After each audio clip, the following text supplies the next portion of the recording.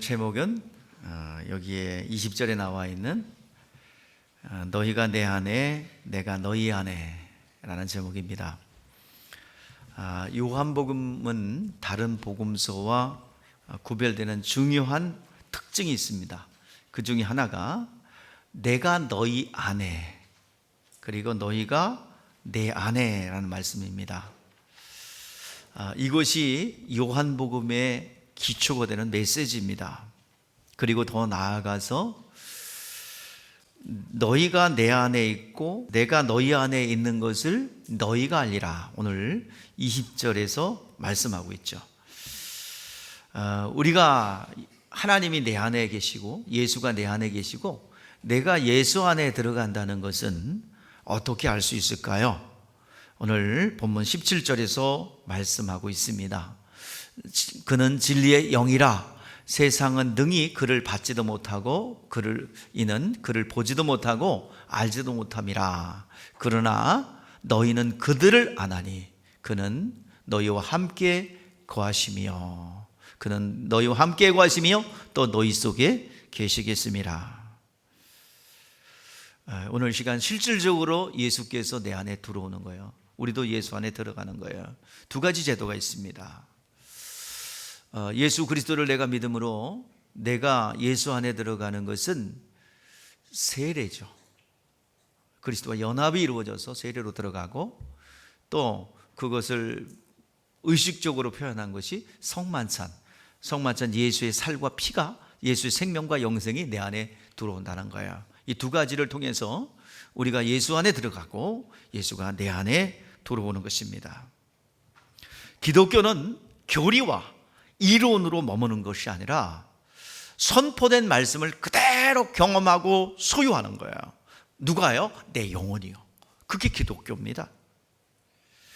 체험이라고 하면 언뜻 보면 감각적이나 어떤 감정이나 감각을 떠올릴 수 있어요. 그러나 우리의 체험이라는 것은요, 감각에만 국한되는 게 아니에요.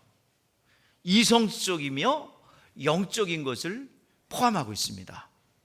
자, 이성적으로, 영적으로, 감각적으로 다 포함하고 있는 것이 체험입니다. 기독교의 체험입니다. 그러니까 먼저 그냥 나았다고 우겨대는 게 아니에요. 나았다고 그냥 그렇게 하는 게 아니에요. 실질적으로 낫는 것이고 실질적으로 역사가 일어나는 거예요. 오늘 시간 12의 혈루증 앓던 여인 의사를 그렇게 찾아다녔어요. 가진 것도 다 탕진했어요. 나은 것이 없어요. 그러나 예수의 소식을 듣고 사모함을 가지고 의지적 결단을 가지고 저 옷깃만 내가 잡아도 낫겠다라는 믿음을 가지고 움직였어요. 믿음이라는 것은 하나님의 것이 우리 것으로 삼투앱처럼 그냥 흘러 들어오는 거예요. 그래서 믿음으로 예수님의 옷자락에 손을 딱 대는 순간에 하나님의 능력이 딱 나가요. 예수님만 알아요. 본인도 알아요. 뭐요? 내 혈류의 근원이 나았고 피가 멈췄다는 것을 압니다. 성경에 그것을 안다라고 나왔어요. 여러분 잘 알다시피 나만 장군입니다. 이방인입니다. 수리아 장군입니다. 아람 나라의 수리아 장군이에요. 명장입니다. 문둥병 걸렸어요. 처음에는 거부했지만 요단강에 7번 씻었어요. 그랬더니 뭐예요? 나았다고 그냥 인정하는 게 아니라 뭐예요? 실질적으로 어린애의 살결처럼 그냥 실질적으로 나은 겁니다. 이것을 뭐라고 그래요? 감각적, 눈으로 모든 시각적, 감각적 체험이에요. 우리의 기독교는 이와 같이 감각적 체험입니다. 자, 그런데 우리가 그렇게 감각적이지 않고 우리가 느낄 수 없는 게 있죠. 거듭난 거. 여러분 거듭난 거 보여요, 안 보여요? 자, 이런 감각적으로 보이는 것은 객관적으로 누구나 다 인정하는 겁니다. 그러나 거듭난다는 것은 잘 몰라요. 남들이 전혀 거듭났는지 않는지 몰라요. 그런데 누구는 알아요? 나 자신은 알아요. 고린도후서 13장 5절에서 그렇게 말합니다. 자, 우리 한번 읽어볼까요? 우리 같이 합독합시다. 시작. 너희는 믿음이 있는가 너희 자신을 시험하고 너희 자신을 확증하라. 예수 그리스도께서 너희 안에 계신 줄을 너희가 스스로 알지 못하느냐? 그렇지 않으면 너희는 버림받은 자니라. 예수가 내 안에 있는지 없는지 이거 모르면 없는 거예요. 버림받은 거예요. 오늘 이 시간 교육을 못 받아서 모를 수도 있어요. 그러나 본인이 태어났는지 안 태어났는지, 존재하는지 아닌지, 이거는 꼭 철학적 증명을 해야 됩니까? 과학적 증명을 해야 됩니까? 그냥 내가 존재하는 건 존재하는 거예요. 이건 경험이기 때문에 설명이 필요 없어. 그죠? 이거는 내가 아는 거예요. 누가 알려줘서 아는 게 아니라 그냥 아는 겁니다. 이것을 체험이라고 하는 거예요. 자기 속에 믿음이 없는지 있는지 누가 잘 알아요? 내가 잘 알아요.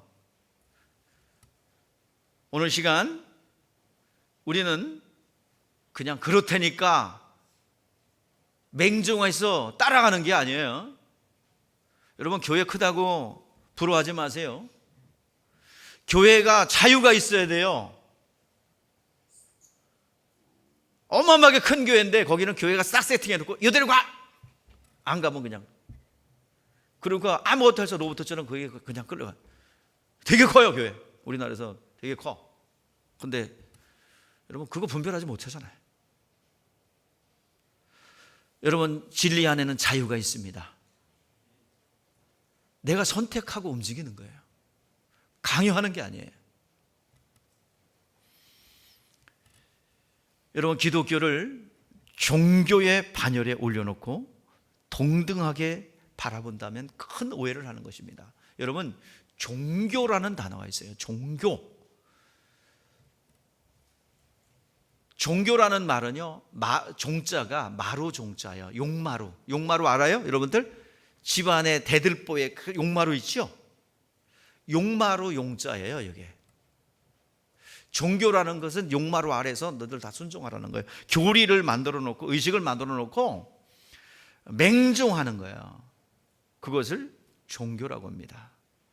스스로 자기 발을 묶어 놓는 거예요. 그러면 이 같은 단어가 뭐냐면, 여러분, 종중이라는 말이 있죠. 종중. 이게 마루종이에요. 같은 종자 써요. 그리고 같은 단어가 뭐예요? 일가예요, 일가. 같은 용마루에 있다라는 뜻이에요. 그러니까 이거는 집안에서 그렇게 얘기하면, 문중에서 그렇게 얘기하면 그렇게 하라는 거예요. 그게 일가예요. 종중이에요. 그 종자가 같은 종자예요. 우리나라 옛날에 임진왜란 준비하자고 그랬잖아요. 그래서 침략의 조짐이 있다고 대마도 도주가 우리나라에 전해와요. 그리고 1592년에 전쟁이 났는데 1590년도에 두 사람을 파송하죠. 김성일하고 황윤길. 이 두 사람을 갖다가 각각 서인 동인이에요. 각각 두 사람을 파송해요. 그 다 두루 돌아가 봅니다. 그리고 똑같이 봤는데 정반대의 의견을 내죠. 김성일은 그 사람은 꼭 여우처럼 생겼고 아주 얍삽한 게, 풍신소기를 보니까 침튀할 것 같지 않습니다. 근데 황윤기를, 이 사람은 아닙니다. 전쟁 준비를 하고 있고 곧 전쟁이 날 것 같습니다. 우리 준비해야 됩니다. 나중에 어떤 결과가 나왔어요? 전쟁이 나왔죠. 그래가지고 한탄을 하면서 왜 전쟁이 안 난다고 그랬냐? 딱 한마디입니다. 일가의 여론이에요. 서로 서인들의 뭐야? 그냥 정책이야. 그걸 일가, 종중. 그냥 종중에서 얘기하면 그대로 따르는 거예요. 사실과 관계없이. 우리나라도 지금 마찬가지죠. 왜 그렇게 옳고 그름을 판단하지 않아요? 당론이라는 거예요. 그때도 당론이야. 그래서 멸망한 거예요, 우리나라가. 조선이 왜 멸망했는지 아세요? 당론이야, 당론. 옳고 그름 관계없어. 근데 그 민족성은 안 변해. 정말 말씀으로 무장하지 않으면 안 변해요. 그냥 따라가. 우리나라가 멸망하는 징조입니다. 일본하고 비교해 보면요, 우리는 일제 36년에 그렇게 침략을 당할 수밖에 없고 임진왜란에게 침략을 당할 수밖에 없고 앞으로도 요 상태면은요 일본에게 집니다. 100% 집니다. 우리는 우리나라만 유일하게 쪽발이라고 무시하는 유일한 나라가 우리나라야. 근데 그렇게 무시하는 나라가 아니요, 일본 무서운 나라입니다. 이 정치인들의 행하는 행태, 그리고 옳고 그르면 관계없이 범죄자들을 국회의원으로 뽑아주는 이 나라 똑같아. 조선의 임진왜란 당시와 일제 치하의 이 나라는 똑같아요. 군인들을 그렇게 대우하는 나라가 어디 있어요? 군인들을 그렇게 막 법정에 세우는 나라가 어디 있어요? 이거는 심각한 문제입니다. 심각한 문제예요. 저요, 저. 또 외교 전쟁에 졌는데 전쟁은 또 져요. 앞으로 보시라고요. 안타까워서 내가 하는 얘기예요. 속 터져서 하는 얘기예요. 자, 종교라는 게 바로 그거예요. 옳고 그름에 관계없이, 진리와는 관계없이 교리와 의식을 만들어 놓고 거기에 맹종하고 스스로 묶어 놓는 거예요. 우리가 기독교는 그게 아니죠. 자유가 있어요. 진리 안에서 자유가 있어요. 매뉴얼 한 대로 세팅해 놓은 대로 그대로 끌고 가고 악업하는 게 아니에요. 우리는 알지 못하는 신에게 절하고 종교인이 되는 것이 아닙니다. 우리는 아는 것과 믿는 것이 하나가 돼요. 아는 만큼 믿는 거예요. 자, 에베소서 4장 13절에서 말씀합니다. 우리가 다 하나님의 아들을 믿는 것과 아는 일에 하나가 되어 온전한 사람을 이루어 그리스도의 장성한 분량에까지 이르리니 그랬어요. 맹종하는 게 아니에요. 그냥 무조건 따라가는 게 아니에요. 교회가 세팅해 놓고 그대로 이대로 따라와, 이게 아니에요. 진리는 그게 아니에요. 자유가 있어요. 우리가 믿는 신앙은 종교라기보다는 성령 안에서 성령이 우리 안에 들어와 계시는 영적인 신앙입니다. 종교랑 같은 반열에 놓으면 안 돼요. 원래 불교죠. 불교, 우리나라에 두 번째로 많은 인구가 믿고 있죠. 불교는 원래 철학입니다. 깨달음이야. 명상이야. 철학이에요. 그래서 이 시달다가 굉장히 나는 누구이며 또 이 고뇌는 어떻게 비롯되며 어떻게 이겨야 하는가, 이것을 깨닫기 위해서 왕자의 신분을 버리고 출가한 거죠. 보리수나무 아래서 명상하는 거예요. 뭐 결론은 생각을 비운다고 하는데 뭐 비울 수가 있나요? 이 철학이 중국을 딱 건너오면서 우리나라의 무속신앙과 연결이 되고 미신과 연결이 되면서 종교화됐죠. 그래서 불교에서 산신각을 다 없애버렸어요. 불당에 왜 산신각이 있어? 그 있으면 안 돼요. 근데 산신각을 다 없앴더니 불교에 안 가. 그래서 다시 세워라. 이 철학입니다. 원래는 신이 없는 거예요. 철학에는 신이 없어. 그냥 인간의 이성으로 어떤 문제를, 그리고 나가 누구이며 이 고뇌는 어디서 오는가를 찾는 게 철학입니다. 여러분, 기독교는 신이신 하나님이 실존하시며 그 신이신 하나님이 실존하신 그분이 믿게 해주셔야 믿을 수 있습니다. 이것이 일반 종교와 다른 점입니다. 교회에서 신앙생활하는 것이 어떤 기분이나 감정이 아니라 그 생명 자체입니다. 오늘 19절에서 말씀하고 있어요. 자, 우리 한번 보십시다. 19절 시작. 조금 있으면 세상은 다시 보지 못할 것이로되 너희는 나를 보리니 이는 새가 살아있고 너희도 살아 있겠음이라.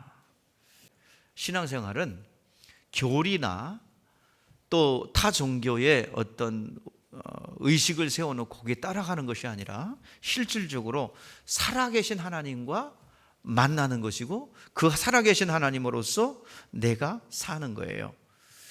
그 하나님의 약속하신 것을 그대로 믿을 때에 약속하신 것이 그대로 이루어지는 겁니다. 우리가 가진 신앙이에요. 자, 하나님과 우리와의 관계를 여러 가지로 생각하지만 가장 이렇게 보편적으로 사용하는 것이 결혼 관계로 비유하죠. 결혼 관계로 비유하는데 호세아 선지자가 장가들겠대요. 하나님이 우리 고멜과 같은 부정한 우리와 결혼하겠다는데, 자, 그 지창금이 뭐래? 한번 읽어보시죠. 자, 시작. 공의와 정의와 은총과 긍휼이 여금으로 내게 장가들며 진실함으로 내게 장가들리니 내가 여호와를 알리라 그랬어요. 우리가 예수 믿는 것은 결혼한 거예요. 그리스도와의 연합이에요. 하나님의 지창금은 다른 게 아니에요. 오늘 여기 본문 나왔듯이 공의와 정의와 은총과 긍휼이 여김. 그러면 절대로 그게 아니면은, 그 지창금이 아니고서는 우리와 연합될 수가 없어요.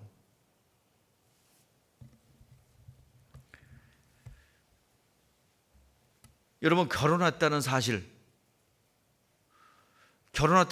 누가 가르쳐줘야 알아요? 하나님이 나와 연합이 됐다는 거, 그거 꼭 과학적으로 증명해야 알아요? 창조과학에 들이대야 알아요? 그냥 아는 거예요. 내가 결혼했는지 안 했는지 잘 모르겠는데요. 그래서 자꾸 반지를 끼고 다니라는지 모르겠지만, 아무튼 이것은 경험이고 체험이고 팩트이기 때문에 그냥 아는 거예요. 그래서 히브리어에는 알다라는 단어를 야다, 그리고 성경에 뭐라고 하냐, 상관하여 버리라, 성적 접촉하리라. 그래서 누구를 안다라는 것은 이렇게 소상하게 안다는 얘기예요. 모든 것을 안다는 거예요. 또 신약 성경에는 기노스코라고 합니다. 인식하다, 이해하다, 어떤 일에 정통하다, 알다라는 거예요. 기노스코예요. 오늘 요한복음 17장 3절에 뭐라 그랬어요? 영생은 유일하신 하나님과 그의 보내신 자 예수 그리스도를 뭐 하는 거? 아는 거예요. 이게 기노스코예요. 경험을 통해서 안다는 거예요. 몽탕 다 경험을 통해서 아는 것을 말합니다. 여러분, 하나님을 본 사람이 없는데 하나님의 품속에서 독생하신 하나님이 나타나셨다고 했어요. 자, 이는 아버지를 본 자가 있다는 것이 아니라 오직 하나님에게서 온 자만 하나님을 보았다라고 말씀하고 있는 것입니다. 이와 관련해서 아브라함은 나의 때를 보고자 하고 보고 기뻐하였다. 너희 조상 아브라함은 나의 때를 보고 기뻐했다. 그러니까 예수님을 보고 기뻤다는 게 아니라 예수님의 때. 자, 아브라함에게 하나님께서 약속하셨죠. 기한이 이를 때에 내가 내 집에 돌아올 것이요 네 아내 사라에게 아들이 있으리라. 자, 이것은 뭐예요? 그 약속대로 하나님께서 이듬해에 경수가 끊어지고 기력이 쇠한 아브라함과 사라에게 이삭이라는 아이가 잉태됩니다. 그것을 보고 그 예수님을 보고 기뻐한 것이 아니라 나의 때를 보고 기뻐했다. 그러니까 하나님의 때를 보고 기뻐했다라고 말씀하고 있는 것입니다. 이와 같이 하나님을 본 자가 없습니다. 그런데 예수를 하나님의 아들로 믿고 있습니다. 자, 우리 하나님 못 봤죠? 근데 하나님의 실존은 믿어요. 입술로 이거 고백한 게 뭐예요? 예수는 뭐예요? 하나님의 실존을 인정하고 내가 그대로 받아들인다는 사실, 하나님 못 봤지만 예수를 보면서 하나님을 본 거예요. 그러니까 예수가 하나님의 아들이십니다라는 고백은 아버지 없는 아들은 없어요. 내가 존재한다는 것은 그 자체가 누가 존재한다는 증명이에요? 우리 아버지가 존재한다는 증명이에요. 그죠? 오늘 시간 예수가 하나님의 아들입니다라고 한다는 것은 뭐요? 하나님 아버지는 살아계신 하나님이십니다. 실존하시는 분이십니다라는 것을 인정하는 거예요. 우리가 예수를 하나님의 아들이라고 믿는 것은 하나님을 눈으로 확인하지 못했지만 예수를 보내신 하나님은 살아계시고 하나님은 존재하시다라는 것을 믿는 신앙의 고백입니다. 자, 이것 때문에 누가 죽인다? 유대인들이 예수님 죽이려고 그랬죠. 저는 죽어 마땅하다. 신성모독이다. 저가 죽어 마땅하다. 그래서 예수가 하나님의 아들이라고 할 때 그들은 생각으로 사고로는 절대로 이해가 안 되는 거예요. 아니, 사람으로 육신이 있는데, 육체가 있는데 사람인데 네가 하나님이라고? 네가 하나님의 아들이라고? 믿을 수 없어. 이것은 신성모독이야. 죽고 마땅해 라고 생각한 겁니다. 예수를 죽이려 했던 유대인들은요, 하나님의 유일하심을 믿었어요. 그러나 그들은 절대로 체험하진 못했어요. 그들이 믿던 신앙은 뭐예요? 조상이 믿던 하나님을 그대로 믿었다는 거예요. 그래서 그들이 기다렸던 것은 조상이 믿던 하나님이 조상과 같은 누구? 다윗을 보내줄 거야 라고 기다리고 있었어요. 체험하는 신앙이 아니에요. 그냥 아브라함의 하나님, 이삭의 하나님, 야곱의 하나님은 그 조상의 하나님을 내가 그대로 받아들이겠다. 그 유일하신 하나님을 내가 받아들이겠다. 자, 우리의 신앙은요, 우리의 신앙은 유전되어 내려오는 게 아니라 체험을 통해서 내가 소유하는 거예요. 우리의 신앙이 달라요. 체험하는 신앙입니다. 자, 20절 말씀이 그거예요. 그 말하는 거예요. 우리의 신앙은 유전되어 조상들로부터 대대로 대물림되어 내려오는 것이 아니라 체험을 통해서 내가 소유하는 것을 말합니다. 자, 20절 체험이라는 그런 아주 확실한 말씀을 하고 있는 거예요. 자, 20절 시작. 그날에는 내가 아버지 안에 너희가 내 안에 내가 너희 안에 있는 것을 너희가 알리라. 누굴 통해서? 성령을 통해서 알리라. 우리가 예수를 믿음으로 인하여 보이지 않는 하나님은 생존해 계시며 그리고 우리와 함께하고 있다는 것을 우리가 인정하는 것입니다. 그래서 십자가에 죽으셨다는 것을, 그 하나님이 우리 죄를 대속하기 위해서 십자가에 죽으셨다는 것을 알 때에 이제 그 공로로 구원받습니다. 자, 우리 아브라함이 이렇게 뒤늦게 독자 이삭을 드렸죠. 야, 독자 이삭을 번제로 드리라. 예, 주저하지 않고 드렸습니다. 자, 내게로 먼저 돌아오라. 그러면 내가 너에게 돌아가리라. 아브라함에게 약속했죠. 네 자손들이 하늘의 별과 같이 바다와 모래같이 많을 거야. 이거는 영적 자녀를 말하죠. 믿음으로 얻어진 영적 자녀를 말합니다. 그렇게 믿음으로 얻어진 영적 자녀가 하늘의 별과 같이 바다와 모래같이 많을 거야 라고 말씀하고 있는데, 자, 이 믿음 때문에, 이 믿음으로 드린 결과, 자, 우리 하나님께서 대적의 문을 얻을 자가 아브라함의 씨에서 나올 것이고, 대적의 문이라는 것은 원수의 권세를 완전히 멸할 자를 말합니다. 다시 말해서 하늘의 별과 같이 바다와 모래 같은 자녀들을 구원함을 얻기 위하여, 그래서 구원을 주기 위하여 약속하신 대로 그의 아들을, 독자 이삭을 내어주셨습니다. 약속하신 대로 내어주셨어요. 처참한 십자가에 못 박히도록 내어주셨습니다. 이 약속을 지키신 거예요. 자, 우리는 이런 하나님을 왜 믿어야 합니까? 예수를 왜 믿어야 합니까? 자, 하나님은 약속을 지키기 위해서 누굴 내줬어요?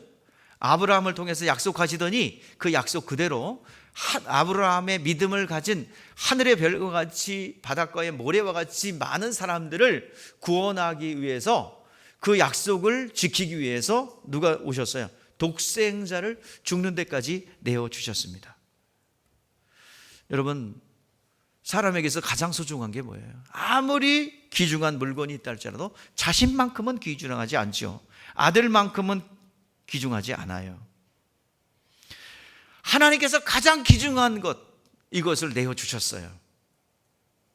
아브라함이 먼저 하나님의 말씀에 순종하여 가장 귀중한 독자 이삭을 드렸을 때 주님께서도 독생자에 대한 약속을 우리에게, 그 믿음을 보시고 독생자의 약속을 주셨어요.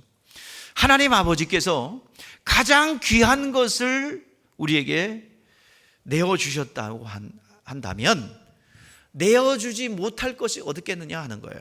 우리 로마서 8장 32절, 자기 아들을 아끼지 아니하시고 우리 모든 사람을 위하여 내주시니가 어찌 그 아들과 함께 모든 것을 우리에게 주시지 않겠느냐.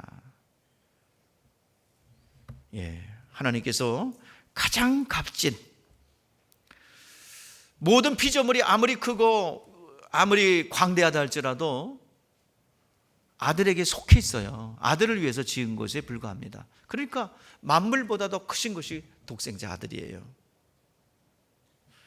그런데 그 아들을 우리의 죄를 대속하고 그 언약을 지키기 위해서 내어주셨다는 것입니다. 예수께서 죽으신 것은 하나님이 약속하신 것을 지킨 거예요. 하나님이 우리를 구원하는 것도 이제 우리가 구원하겠다는 것도 마찬가지입니다. 하나님은 너희를 위하여 목숨을 주리라 약속을 지켜서 신약에 와서는 너희를 구원해 주리라는 약속도 지키실 것이고, 구약에 아들의 목숨을 주리라 약속했고, 신약에서는 너희를 구원하리라 약속해 주셨어요. 그것도 지키는 거예요. 자, 그래서 아들의 목숨을 주리라는 약속은 모든 피 흘림과 관련돼 있죠. 자, 피가 죄를 속한다고 말하였어요. 피 흘림이 없은즉 죄 사함이 없다라고 말씀하고 있습니다. 예수의 그 짐승이 대신 죽어요.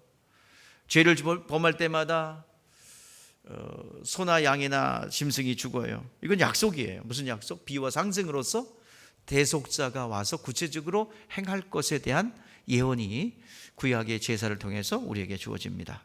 자, 아벨부터 시작해서 피 흘리는 그 언약이 애굽 당시에 재앙이 임했습니다. 9가지 재앙이 임했지만 바로가 말을 듣지 않습니다. 그래서 애굽의 멸망이라는 큰 재앙을 부어줘요. 그래서 초태생은 다 죽을 거다. 짐승이든 사람이든 첫 번째 태어난 것은 다 죽는 거야. 그 재앙이 왔는데 이스라엘 백성들은 네 번째 재앙부터 구별하죠. 그래서 애굽 땅에 떨어진 재앙은 바로에게 속한 애굽에 있는 유대인들에게도 이스라엘 사람에게도 동일하게 적용되는 거예요. 그런데 하나님께서 피할 길을 열어주시죠. 그것이 뭐예요? 자음문설주 임방에 피를 바르라. 그리하면 죽음의 재앙이 너에게 넘어갈 것이다. 구약에는 짐승의 피를 발라서 구원받을 것에 대한 예표를 가졌다면, 이제는 신약에 와서는 우리는 누구 피? 예수 피를 믿음으로 마음의 문설주 임방에 바르면 피를 볼 때 죽음이 넘어가리라. 자, 그 약속을 그대로 이행하셨어요. 자, 그래서 구원하리라는 약속이 성실하게 이행했는데, 지금 남은 약속은 그거예요. 내가 너희를 나 있는 곳에 너희도 있게 하리라. 천국의 처소를 마련하러 간다라고 약속하셨습니다. 그래서 우리는 지금도 처소를 준비하는 중에 있죠.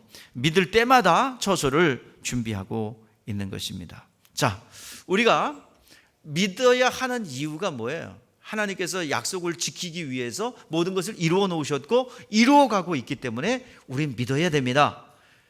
지금 남은 건 뭐라고요? 우리를 위해서 뭘 마련한다고요? 처소를 마련한다고요. 그 처소에 가기 위해서 우리는 믿어야 하는 것입니다. 그러면 뭘 믿어야? 믿음의 내용이 뭐예요? 자, 예수 믿습니다. 여러분 예수 믿어요? 예수 믿습니까? 자, 그러면 예수 믿는다는 믿음의 내용이 무엇인가? 자, 첫 번째가 믿음의 내용. 첫 번째가 예수는 하나님의 아들입니다. 우리 따라해 보시죠. 예수는 하나님의 아들이십니다. 자, 이것은 뭘 인정하는 거예요? 하나님을 본 사람이 없지만, 하나님을 직접 본 일 없지만 예수는 하나님을 나타내는 분으로서 예수는 하나님의 아들입니다라고 인정하고 믿는 것은 누구를 인정하는 거야?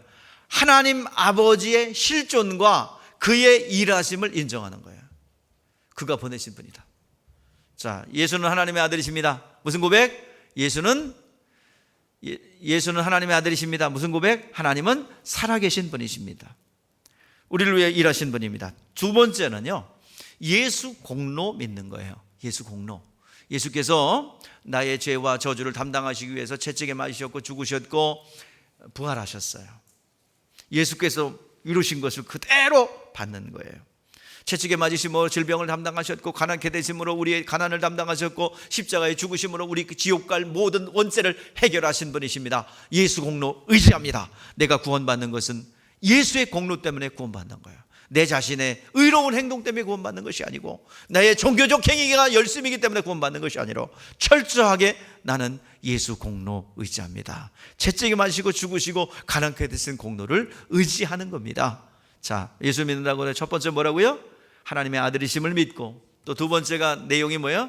예수는 예수 공로를 믿는 것이고, 세 번째는 예수 이름을 믿는 거예요. 예수 이름. 지금 여러분들 예수 이름을 믿으면 그 이름이 우리 가운데 들어와요. 예수 이름은 어떤 이름입니까? 어떤 사실을 믿어야 돼요? 예수의 이름은 무슨? 자기 백성을 죄에서 구원할 자의 이름이요, 그리고 영원토록 우리와 함께할 무슨 이름이요? 임마누엘 할 이름입니다. 여러분 정리하세요. 믿음의 내용이라는 건 세 가지예요. 뭐라고요? 하나님이 아들이심을 믿고, 그의 공로를 믿고, 그 이름을 믿는 거예요. 그렇다면 어떻게 우리와 영원히 함께 하시는데요? 예수님이 어떻게 영원히 우리와 함께 하신대요? 자, 오늘 시간 어떻게 임마누엘 하셨습니까? 요한복음 우리 7장 39절에 시작.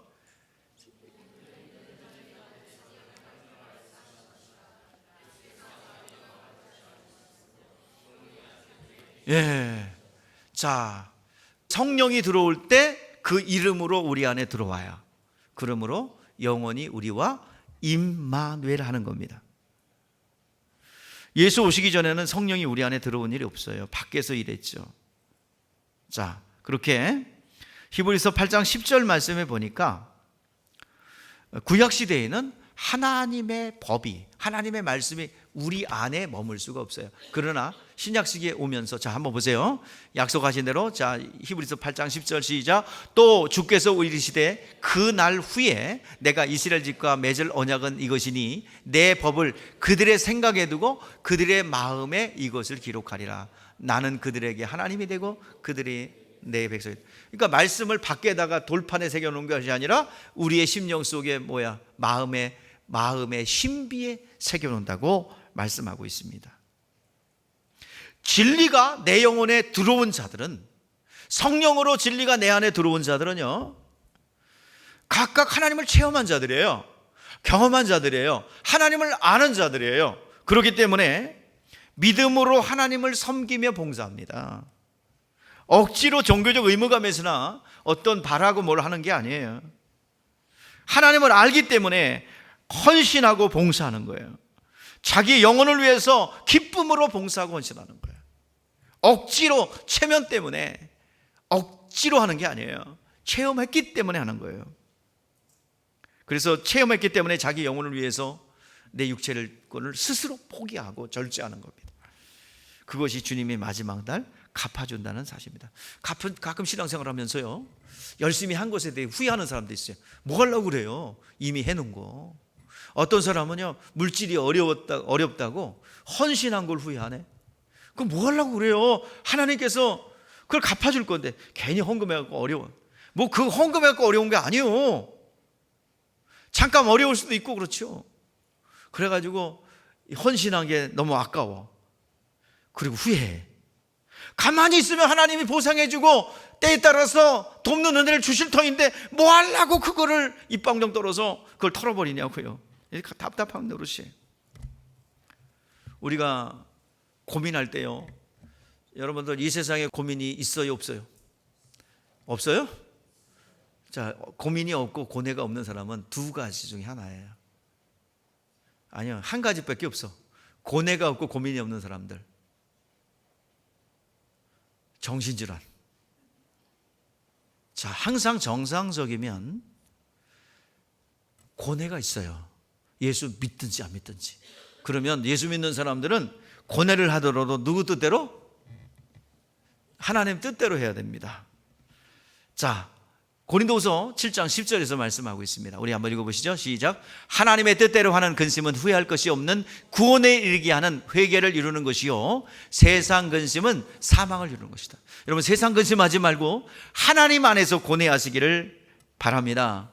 저도 고뇌가 있어요. 왜 이렇게 복이 없을까? 왜 이런 기회를, 저 영혼들은 기회를 놓치고 저렇게 무지한 행동을 할까? 그런 고뇌가 있어요. 하나님의 뜻대로 신앙생활을 하면 고뇌와 고민이 와요. 따르게 됩니다.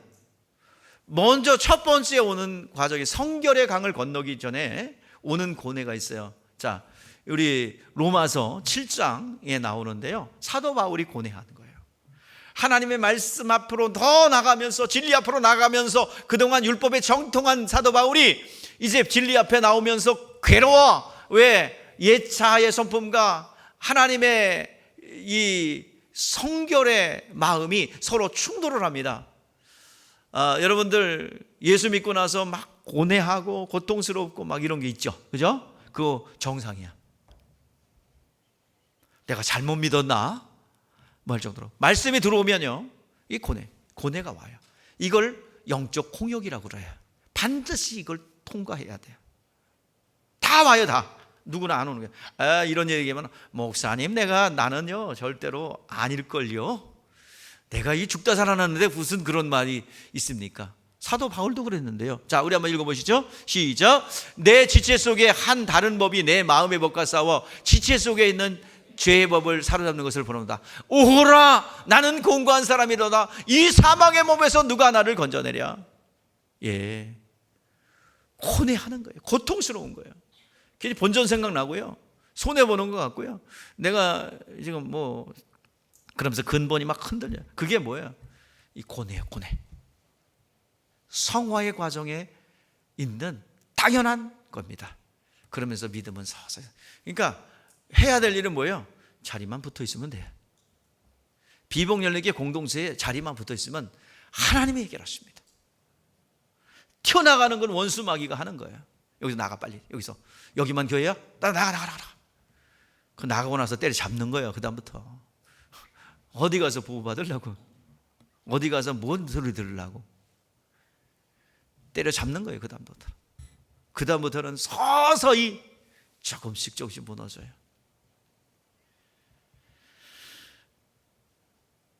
주님이 지신 십자가, 또 그 외에 주님이 지신 십자가를 같은 멍에를 질 때 고뇌가 와요. 겟세마네 동산에서 주님도 십자가 형벌을 앞두고 고뇌하지 않아요. 죽을 정도로 고민하는 거예요. 마태복음 16장 24절에 예수께서 제자들에게 이르시되 누구든지 나를 따르려거든 자기를 부인하고 자기 십자가를 지고 나를 따를 것이니라. 십자가는 여러분들 영광스러운 것이 아니기 때문에 지기 싫어. 그래도 억지로라도 져야 되는 것이 십자가입니다. 구레네 시몬 구경 한번 갔다가 얼굴 시커멓고 덩치가 커. 야, 너 일로 와봐. 예? 너 일로 와봐. 예. 너 이거 치워. 예? 치라니까. 예. 그래가지고 그걸 끌고 가는 거야. 십자가를 지는 거 우리에게 주셨어요. 여러분, 구원의 대상자들, 구원받아야 할 영혼들, 십자가 질 수 있는 능력이 있어요, 없어요? 없어요. 사람들은 십자가를 봐야, 예수의 죽음을 봐야 비로소 돌이키고, 그리고 그래서 우리를 보낸 거예요. 어디로요? 이리 가운데 보내는 거예요. 그래서 뜯어먹히고 씹히는 순간에 여러분들 거기에 뭐가 나가요? 세상에 나가서 여러분들 부딪히잖아요, 사람들과. 그러면 같이 싸워요? 같이 뜯어먹어? 그러면 그 사람들 뜯어먹으면 뭐가 나와요? 사망이 나와. 우리는 뜯어먹히러 가는 거예요. 그러면 뭐가 들어가? 거기에 생명이 들어가요. 양을 이리 깨우는 데 보낸 것 같으니 뱀같이 지혜롭고 비둘기의 순간, 이걸 십자가라고 합니다. 여러분, 십자가는 자녀일 수 있어요. 내 아내요 남편일 수 있어요. 내 주변의 이웃일 수 있어요. 내가 돕겠다고 하는 그는 강도 만난 이웃이며, 내가 도와주겠다는 사람은 내가 십자가예요. 그럼 십자가는 즐거운 거예요? 기쁜 거예요? 슬픈 거예요? 고통이요? 그 중에서 대답해야 해. 다른 거 더 확장될 수 없으니까. 기쁨이요, 즐거움이요, 슬픔이요, 고통이요? 슬픔이 고통이죠. 그죠? 지기 싫은 거예요. 그러나 누군가는 져서 골고다 언덕까지 데리고 가야 됩니다.